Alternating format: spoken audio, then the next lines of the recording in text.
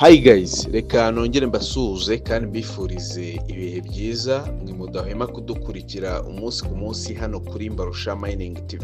Uko mubibona rero dashboard cyangwa ifoto cyangwa cover twashyize kuri video zacu, ubona ko hari ikirango cya GCV, hari ikirango cya RIB, hari ikirango cya Dorsiyini, umuntu wagerageje kwamamaza cyangwa publicity kiriya giciro cya GCV mu bapayiniya. Impamvu nasize ikirango cya RIB naho ndaza kuyigarukaho kubera ko RIB buri munsi cyangwa umunsi ku munsi baratubwira ngo mugire amakenga, mushishoze, mutekereze kabiri. Si ngombwa kugira amakenga cyangwa si byiza kugira amakenga nyuma wakayagize mbere. So nkuko mubibona uyu ni wa mushinga wacu, ni ya projet ya P Network. Nimba uri mushyashya akarugu ugeze hano kuri Mbarusha Mining TV, uyu niwe mwanya wo gukanda kuri subscribe ugafungura inzogera kugira tujye tubana muri updates zacu za buri munsi. Igihe cyose Mbarusha Mining TV yaprodinze video kuri YouTube, iyo video uyibonere mu bantu ba mbere. Nimba ari ibintu byo gukemura ubikemure mu bantu ba mbere. Reka mpere ku kibazo cy'ama exchange cyangwa ama échangeurs ku itariki 14 z'ukwezi kwa gatatu umwaka 2025. Ntugire ngo igiciro cyangwa ntugire ngo payi uri kubona ku ma exchange zizavo cyangwa bazagira ute bazazisiba. Nagiye nkunda kubona bamwe na bamwe batemera kiriya giciro cyo ku ma exchange, batemera payi zo ku ma exchange, usanga bari kubabeshya ngo zira payi ngo nta gaciro zifite, ngo ntabwo zemewe. Reka bari cyo mperaho, ntugire ngo ku itariki 14 ziriya payi bazazisiba cyangwa zizavongera. Mu rugendo mubona n'andi makuru agenda agaragara umunsi ku munsi. Binance yiteguye no kulistinga P Network cyangwa kwerekana igiciro cya P Network, izindi exchange za FMC Pay, ama exchange yose azaza nyuma cyangwa azagerekana igiciro, ibiciro byose bizaba biri ari bimwe ku ma exchange.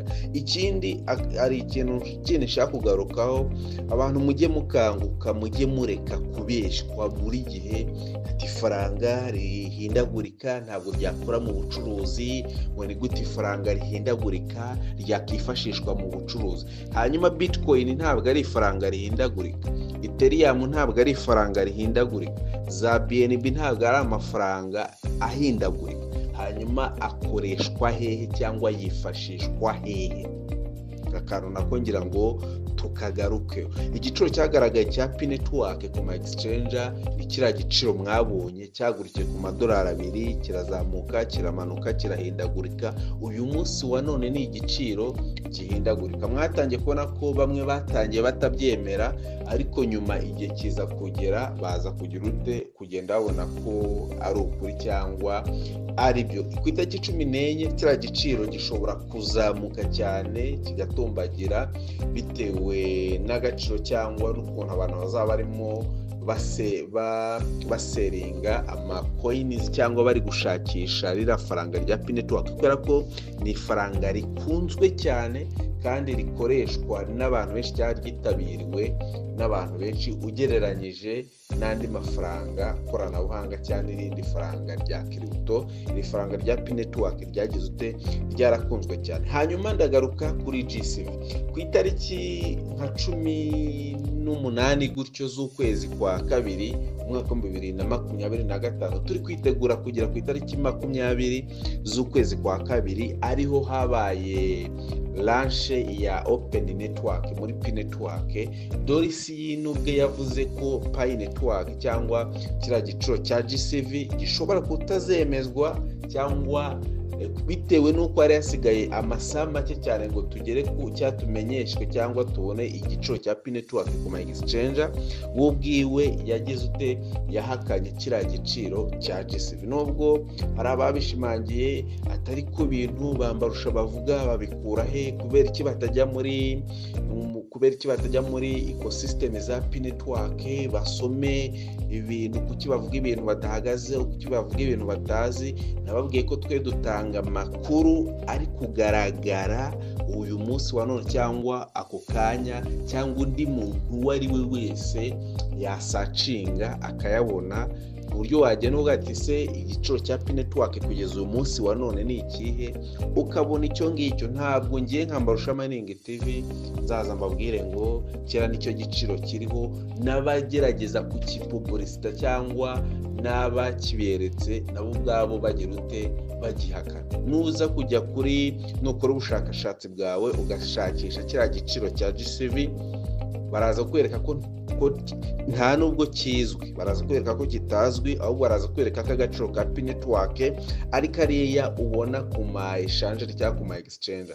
Hari ababijeje ati ku itariki ya mbere z'ukwezi kwa 10 umwaka wa 2024, ababyibuka murabyibuka, ati nta kabuza 100% byamaze kwemezwa ngo hazaba pre-launch ya P-Network ku itariki ya mbere z'ukwezi kwa 10 umwaka wa 2024. Ni umwaka washize. Ibyo barabibemeje, bibajya mu matwi, bibacengeramo, murabyumva, murabyizera. Ari iki? Ari amakuru y'ibihuha. Tugerageje kubivugaho ati barabambarusha Mining TV ntibavuga, ntabwo babizi. Hanyuma ku itariki ya mbere z'ukwezi kwa 10 iyo pre-launch yarabaye cyangwa ntabwo yagize ute? Ntabwo yabaye. Hanyuma ku itariki 14 nubwo nabyo batangiye kugenda babisimbutsa babyihunza cyangwa batabivugaho, babijeje neza ko muzatangira cyangwa bazatangira kubahereza ibicuruzwa kwa kiriya giciro cya GCV k'ibihumbi 314,159. Impamvu nashyizeho ikirango cya RIB cyangwa cy'umuvugizi wa RIB cyangwa cya GCV, umuntu mujye mugira amakenga mu bintu. Umuntu uzaguhereza ibiryo abasanzwe afite ibiryo, umuntu uzaguhereza imodoka abasanzwe afite imodoka. N'aka kanya cyane uyu munsi wa none, mbere yuko izo tariki zigera, yagakwiye kuba ari kukwereka iyo modoka ati imodoka zirahari ngizi, tuzahita ko tugira ute tuzibahereza. Yagakwiye kuba ari kukwereka amazu ati dore amazu ngaya arubatse, twagakwiye guhita ko cyangwa tuzahita ko tuyabahereza. Amazu arahari, igisigaye ni ziriya tariki zonyine zigira ute zigera. Hanyuma muzaba mureba impinduka zizaba, bazagenda bimura ibintu. Niyo mpamvu ngewe ndashobora kuzashyigikira ibintu by'ibinyoma cyangwa ibintu bidafututse cyangwa ibintu bigize ute bidasobanutse. Tubona amakuru meza tuzaza tuyabereke, tubereke ati aya niyo makuru agezweho muri uyu mushinga wa P-Network. Apana ibintu byo kwizeza abantu ibintu bidahari cyangwa ibintu bitagaragara. Kandi mujye mumenya neza ko no gutangaza amakuru y'ibihuha, amakuru atariyo, nabyo bihanwa n'amategeko. Uraje umuntu umwijeje ikintu, ufasha umuntu uramubeshya ati ku itariki ya mbere z'ukwezi kwa 10 umwaka wa 2024 pre-launch ya P-Network igomba kugira ute gutangira.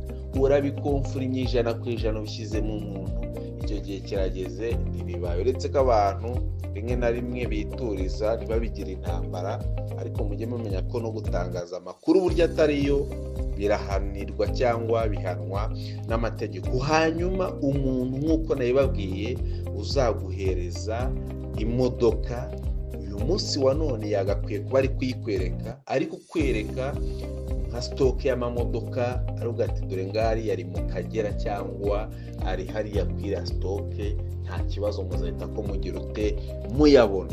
Ikindi sinumva ukuntu umuntu ubwiwe ntaragera ni Kigali, ntazi n'ikibuga cy'indege ahantu kiba, ntazi no mu Bushinwa ukuntu hameze, ntaragera Dubai, ntaratega indege. Sinumva ukuntu azagukorera ibintu uwo munsi wabaye cyangwa ku izo tariki 14 akakugira mu Bushinwa, atarigera agera no ku kibuga cy'indege cy'i Kanombe cyangwa kibuga cy'indege cya Bujumbura.